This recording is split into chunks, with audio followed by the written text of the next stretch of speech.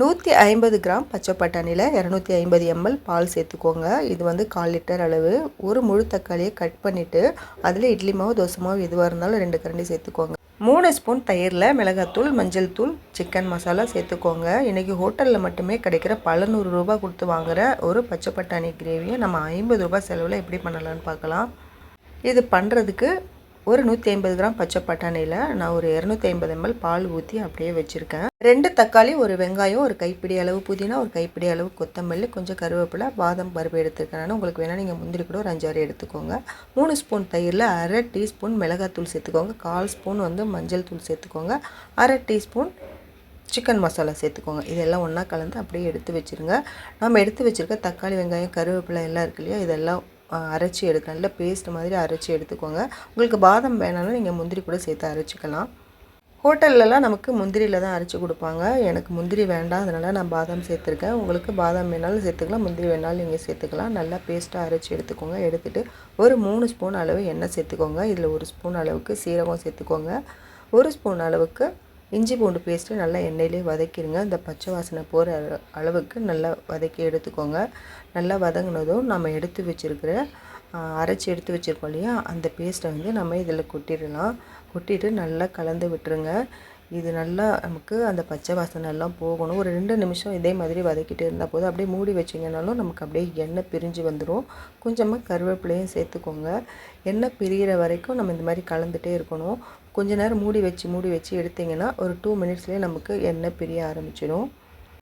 எண்ணெய் இந்த மாதிரி பிரிஞ்சு வரும்பொழுது இப்போ நம்ம எடுத்து வச்சுருக்க அந்த தயிர் பேஸ்ட் இருக்கு இல்லையா, அந்த தயிர் கலவையை இதில் கலந்துடலாம். ஏன்னா இதுக்கு முன்னாடியே கலந்துட்டால் நமக்கு பச்சை வாசனை போகாமல் அப்படியே இருக்கும். இது நல்லா எண்ணெய் பிரிஞ்சு வந்ததுக்கப்புறம் தான் இந்த தயிரை வந்து நம்ம இது கூட சேர்க்கணும்.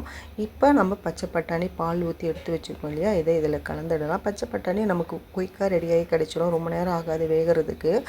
நம்ம பாலில் வேக வைக்கிறதுனால நல்ல க்ரீமியான ஒரு பச்சை பட்டாணி கிரேவி வந்து நமக்கு கிடைக்கும். அதுக்கு தான் நம்ம இதில் பால் சேர்க்குறோம். ஹோட்டலில் பாலுக்கு பதில் க்ரீம் சேர்ப்பாங்க, நான் பால் சேர்த்துருக்கேன், அவ்வளோதான். பட்டாணி 2 நிமிஷத்தில் நமக்கு வெந்து கிடச்சிரும். அந்த பட்டாணி வேகிறதுக்குள்ளே ஒரு தோசை மாவு நம்ம ரெடி பண்ணிடலாம். ஒரு தக்காளி எடுத்துக்கோங்க. அதில் 2 கரண்டி இட்லி மாவு, தோசை மாவு ஏதாவது ஒன்று சேர்த்துக்கோங்க. 1 கரண்டி அளவுக்கு நான் ரவை சேர்த்துருக்கேன். மொத்தமே இதில் 3 கரண்டி தான் இருக்குது.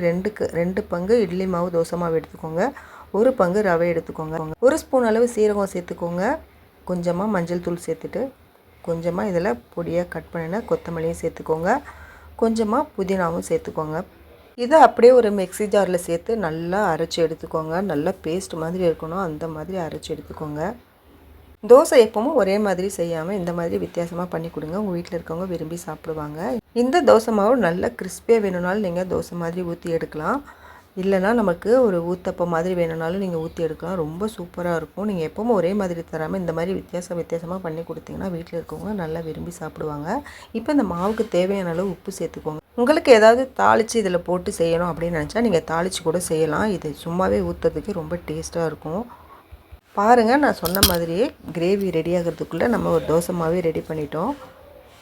இப்போ மேலே கொத்தமல்லி தழை தூவி கிரேவி நீங்கள் ஆஃப் பண்ணிக்கலாம். நாம் இப்போ தோசை ஊற்றலாம். தோசை வந்து உங்களுக்கு எப்படி வேணுமோ நீங்கள் ஊற்றிக்கோங்க. நான் இன்றைக்கி ஊத்தப்பம் மாதிரி ஊற்றிருக்கேன். மேலே வரும் கொத்தமல்லி மட்டும்தான் நான் தூவியிருக்கேன். இதுவே சாப்பிட்றதுக்கு அவ்வளோ நல்லா இருந்தது. இந்த ரெசிபி உங்களுக்கு பிடிச்சிருக்கான்னு சொல்லுங்கள். பிடிச்சிருந்ததுன்னா ஒரே ஒரு லைக் மட்டும் கொடுங்க. என்னோடய சேனலில் இதே மாதிரி நிறைய ரெசிபிஸ் வந்து நான் போஸ்ட் பண்ணியிருக்கேன். போய் பாருங்கள். பார்த்துட்டு என்னோடய ரெசிபிஸ்லாம் உங்களுக்கு பிடிச்சிருந்ததுன்னா ஒரு லைக் மட்டும் கொடுங்க. என்னோடய சேனலுக்கு நீங்கள் இப்போ தான் புதுசாக வந்திருந்தீங்கன்னா என்னோடய சேனலை வந்து சப்ஸ்கிரைப் பண்ணிக்கோங்க. இனி அடுத்தடுத்து வர வீடியோவில் நிறைய ஸ்நாக்ஸ், லஞ்ச் பாக்ஸ், பிரேக்ஃபாஸ்ட், குயிக்காக ரெடி ஆகிற மாதிரி ரெசிபிஸ் வந்து நிறைய போஸ்ட் பண்ணலான்னு இருக்கேன். என்னோடய சேனலில் வந்து நீங்கள் சப்ஸ்கிரைப் பண்ணி வச்சுக்கோங்க. நீங்கள் கொடுத்துட்ருக்க சப்போர்ட்டுக்கு ரொம்ப ரொம்ப நன்றி. எனக்கு இதே மாதிரி எப்பவும் சப்போர்ட் பண்ணுங்கள். அடுத்து வேறு ஒரு வீடியோவில் பார்க்கலாம். தேங்க்யூ.